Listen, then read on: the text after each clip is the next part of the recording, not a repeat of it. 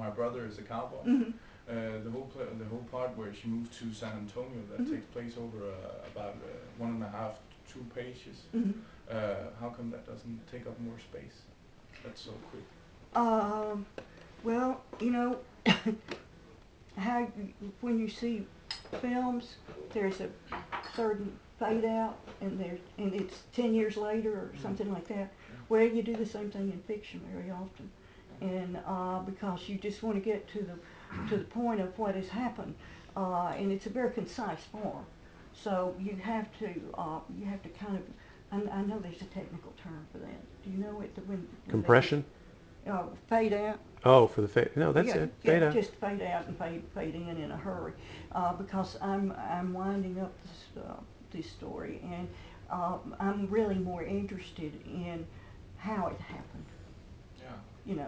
and Because how did this come to be? yeah, because you were describing about the dance part Yeah, where they dance around with I can't remember his yeah, name, but yeah. um, In the VFW hall, that's the yeah, Veterans of exactly. Foreign Wars. Yeah, Yeah, exactly. when the bull comes in, then this did happen, by the way. When, Oh, uh, it did. oh, talk about that. Talk about the. Well, my brother did ride in rodeos, and this is a favorite way of acting out, you might say, for young Texas males.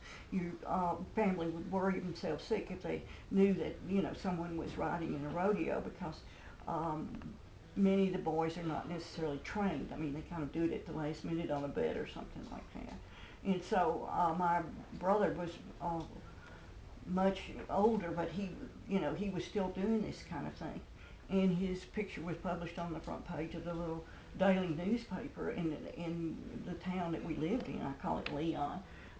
And my parents, of course, then knew all about it, and they weren't happy, but there wasn't anything they could do about it. And then he went to a dance, and he got horribly angry because they wouldn't accept the fact that he'd already paid for his ticket, and because he had been working at an auction, at a cattle auction, he knew the character of this particular Bramer bull, which is an enormous bull. I mean, it's a big animal, and but he knew that he was an easy kind of animal, that he could lead him, that he could deal with him, and besides, he was drunk.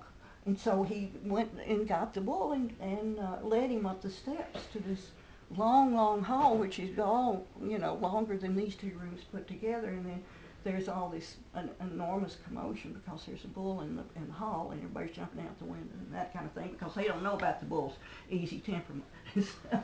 he, he, uh, he did this, yes.